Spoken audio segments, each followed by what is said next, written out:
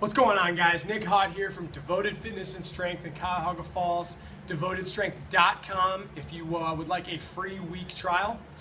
Today I'm just coming at you with a blog post. I haven't done one of these in a couple months, so I got to get back on my game here. But I want to talk to you guys very shortly about a topic that's come up quite a few times in the last week or so, and that's the concept of core strength and core strength exercises versus abdominal exercises, and whether or not to use a lifting belt or other support gear for that matter when you're doing particular lifts, right? So first, let's talk about the difference between core strength and kind of working on your abs, right?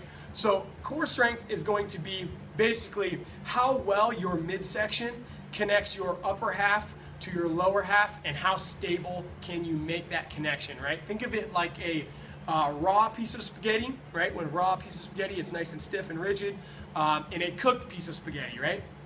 If I laid both of them flat out on the table and I try to push them both at the same time, the raw spaghetti is going to slide nicely across the table, while the cooked spaghetti is going to crumple up and kind of turn into a little ball, right? The same thing is what happens with your midsection, right? If I'm doing a squat or a deadlift or an overhead press, for example, and I'm trying to generate some power from my lower body and I'm holding onto the weight with my upper body, if my midsection is weak and is not strong enough to stabilize the flow of force from my lower half to my upper half, I'm that cooked spaghetti. It's just going to crumple. I'm going to lose all my force. Probably the technique's going to break down, and I'm going to be in some trouble, possibly not.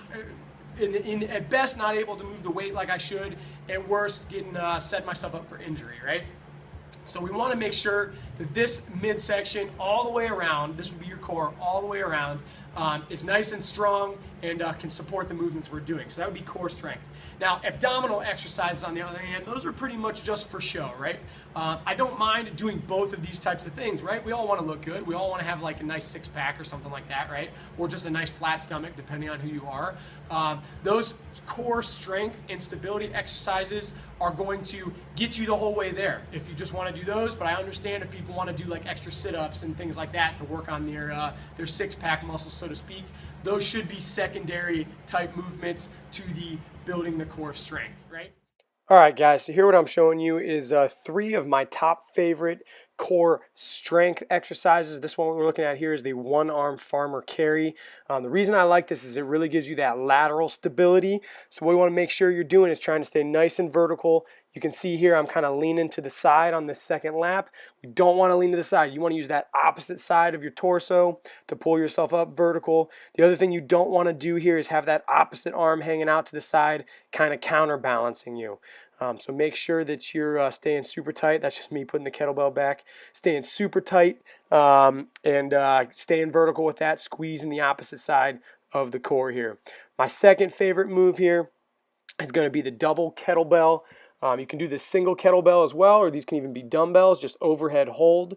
Getting a double dip with these, you can get some good shoulder stability here, but here we're really working on keeping that core super stable. You can see here I'm about to drop out of position. See how my butt shoots back? Now we're loading the spine. We want to keep the core tight, hips forward and engaged the entire time. Always bring them down controlled. You can also do that as a carry, which we do frequently here at Devoted Strength. My third favorite is a plank and plank variations. This is something anybody can do. As a matter of fact, all of these movements are something anybody can do. Look at me mean mugging the camera. So you don't want to have your butt up too high or too low in that plank. Very simple plank here. We can progress it by doing some touch variations. So notice when I do this, I want to try to keep my butt as still as possible. You don't want an extreme amount of roll, so you can go simple, just touch out to the front. And the next thing we can do is kind of a push-up tricep variation with that as well. Double dipping with here into a push-up position from that plank and alternating back. Same thing, keeping those hips nice and still. The third variation is just touch the opposite shoulder, nice and slow and controlled. Same thing, keeping that core super stable and nice and still, making sure you're not drooping the butt or having it too high. Now we're into 3 of my favorite abdominal exercises. So here we're going to do a hanging leg raise variation. I prefer to do this on the dip bar and give myself a target to kick to when I do these. So you want to make sure that butt rolls forward as you do them. You can also do these overhead, but if grip is a limiting factor, the dip bar may work out much better for you. Notice on the second few reps, the second set of 3 or 4 there, I am letting those knees bend a little bit. That's a little bit easier variation if you're not quite ready for the straight leg version. My second favorite abdominal exercise is the good old sit-up, right? But we want to make sure we're doing this correctly. So notice at the bottom of the movement, before my back even comes off the ground, I'm going to hold a crunch. So notice my shoulder blades roll. I'm trying to roll myself up like a pill bug, like a potato bug. And then sit up holding that crunch the entire time. If you're not holding that crunch and you're somebody who feels like you're getting the strain in that lower back, that's probably why your abs cannot get leverage on your spine unless there's a stable surface underneath them. So you got to press that low back into the floor by rolling up into a crunch before you try to sit up and bring yourself up off the floor to minimize that low back pain there. If you're having that. So make sure you're doing that crunch at the beginning of those. The last one here is going to be the wheel rollouts. Now, a couple things you want to make sure you're doing. Number one, keep your chest over the wheel as long as possible, right? You want to keep those abs super tight like you're doing a crunch the whole time. You can do these from the toes, usually from the knees, or a little bit easier variation for people to get into. Now, I'm about to do a few reps incorrectly here, so some of the common things that I see are people not keeping the wheel under their chest as you do it. I think I was about to turn the camera off here and then change my mind. Let's see. Yep, changed my mind. We're going to go back and show you some of these bad versions here. So on this one, the wheel does not stay under my chest and it just rolls out on its own. So I'm not really doing a whole lot for my abs there. My butt's staying behind. Got to keep the wheel underneath the chest as we're doing this. Another one is people do a good job keeping that wheel under their chest on the way out, but then they bring their butt back first, right? The wheel's got to be the first thing that comes back, right back under your chest, like those first few reps. You can also block the wheel at the front. If you can't get all the way flat and you find you need an emergency stopper, you can have something there to stop you for that. When to use a belt. Other support gear. This has come up a couple times in the gym recently with our intern, with a couple of our members, and things like that. And so what I want to say about support gear is definitely have them on hand, ready to use. There's nothing wrong with using your support gear, specifically a weight belt. That can be like knee and elbow wraps too if you've got problems with those areas or whatever else it may be.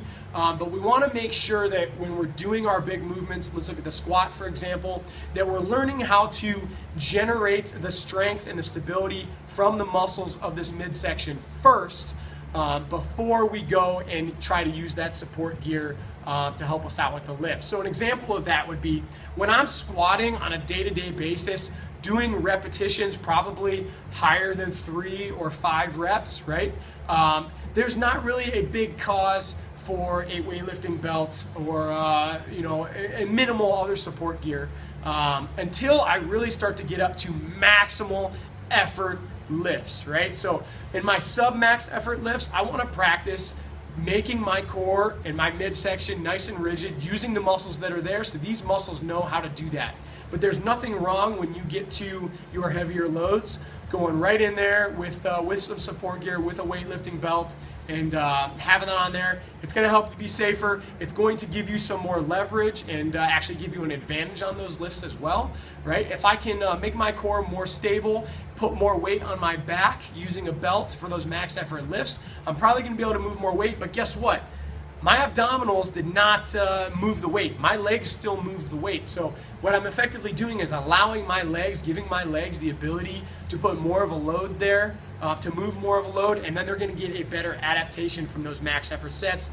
Again though, we do want to practice using our trunk, using our core, using our midsection to stabilize those movements before we go to those support gears. All right, guys?